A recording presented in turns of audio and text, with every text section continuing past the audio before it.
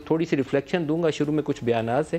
पहले तो वो बयान सुन लें जिसमें आज शेख कह रहे हैं कि हम पंजाब में रेंजर्स को पुलिस पावर्स दे के लगा रहे हैं। दिखाइएगा। मैं कौमी सलामती और लोगों की जानो माल की हिफाजत के लिए आर्टिकल 147 के तहत पंजाब रेंजर्स को पंजाब हुकूमत की दरख्वास्त पर 60 दिन के लिए कराची की तरह पूरे पंजाब में नाफिजुल अमल कर रहा हूँ। तो शेख साहब के कुछ बयानात ऐसे हैं कि वो हमें समझ ही नहीं आने देते कि ये उनसे मोहब्बत कर रहे हैं, तारीफ़ कर रहे हैं, उनसे हमें डरा रहे हैं। लेकिन मैं उनकी तरफ आता हूँ। उससे पहले फवाद चौधरी साहब का एक बयान आपको सुनवाता हूँ जिसमें वो कहते हैं कि वो मिलिटेंसी में इन्वॉल्व है ग्रुप। फिर वो कहा कि इंडियन ओरिजिन के अकाउंट्स हैं जो उसकी सपोर्ट में काम कर रहे हैं। ये हमारे यहाँ इंडियन ओरिजिन अक्सर औक़ात आ जाता है और वैसे वो हमारा दुश्मन मुल्क है। बहुत ही वो नाहल होगा कि हमारी किसी कमज़ोरी का, दाखिली कमज़ोरी का वो फ़ायदा उठा के यहाँ इंतशार ना फैलाए।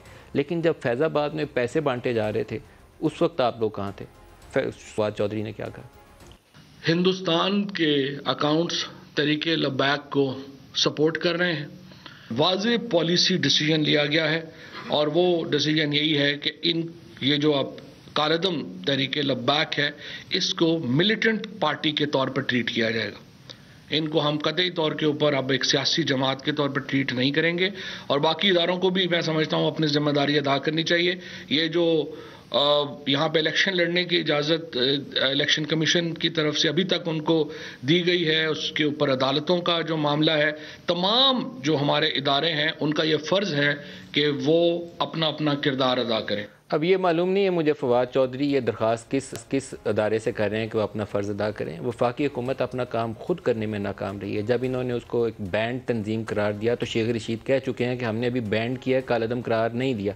उसके लिए आप सुप्रीम कोर्ट में डिक्लेरेशन फाइल करें, फिर उसको डी नोटिफाई करने की तरफ चलते हैं आप इलेक्शन कमीशन में। ये ड्यू प्रोसेस ऑफ लॉ है, लेकिन उस प्रोसेस की ओनरशिप इस हुकूमत के अंदर मौजूद वज़रा के अंदर नहीं है। अगर एक के अंदर होगी तो 10 के अंदर मौजूद नहीं है। कोई भी टेक ऑन करने के लिए तैयार नहीं है। इसीलिए पाकिस्तान में ये कैफियत है कि हमारे यहाँ सड़कें बंद हैं, बाज़ार बंद हैं, बच्चे हमारे स्कूल कॉलेज जाने वाले, इम्तहानात हो रहे हैं कैम्ब्रिज के, सड़कों के ऊपर रुल रही है पूरी कौम, लेकिन फ़ैसला नहीं करना हमने। शेख रशीद अहमद के कुछ बयानात आपको सुनवाता हूँ, कुछ माजी से आपको झलक नज़र आए कि हमारे यहाँ सोच किस तरह इधर से उधर बदलती है 24 घंटे के अंदर, ज़्यादा टाइम भी नहीं लगता। दिखाइए। एंटी टेररिज्म एक्ट 1997 के रूल 11B के तहत तहरीके लबैक पाकिस्तान पर पाबंदी लगाने का फैसला किया गया। हमने उनको बैन नहीं किया हुआ। इलेक्शन वो लड़ रहे हैं हर जगह, अपने निशान पे लड़ रहे हैं। लॉ मिनिस्टर और हमारे सेक्रेटरी बैठे हुए हैं ताकि नोटिफिकेशन जारी हो जाए TLP पर पाबंदी लगाने का। TLP से बातचीत चल पड़ी है और अल्लाह से उम्मीद है कि TLP से मामलात खुश असलूबी से तय पा जाएंगे। मजबूरी की हालत में समझता हूं कि ये मिलिटेंट हो चुके हैं। सादोकी में इन्होंने क्लाशनकोफों से पुलिस पर फायरिंग की। पुलिस नहाती थी, उनके पास लाठियां थी, जिसमें 3 जवान हमारे शहीद हो गए, 70 जख्मी हैं। 70 में से 8 की हालत तशवीशनाक है।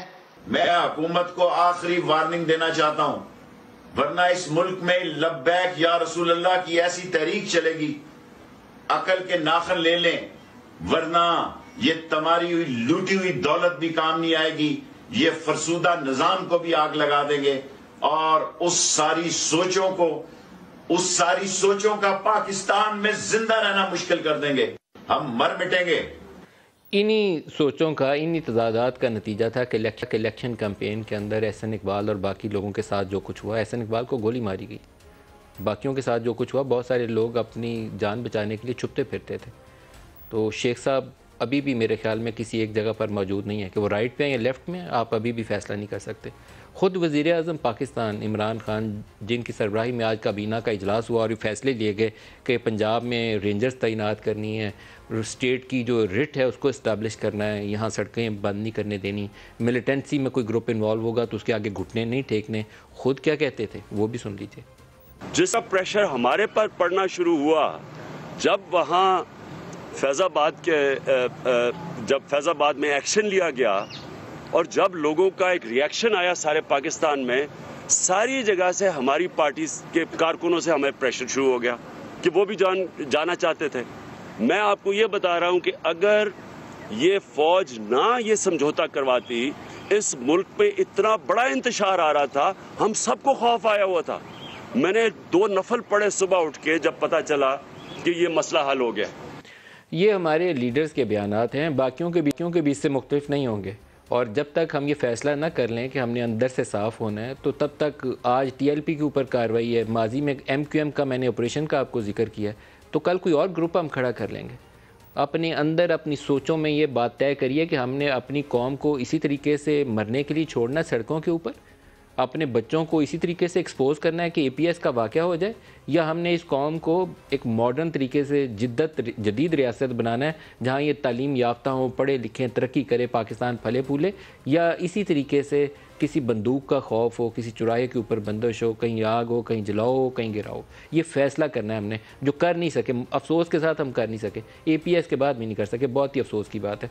जो हमारे साथ शुरका है आज में फैसल वाडा साहब हैं पाकिस्तान तहरीक इंसाफ से, और मोहम्मद ज़ुबैर साहब PMLN से, दोनों को खुशामदीद कहता हूँ।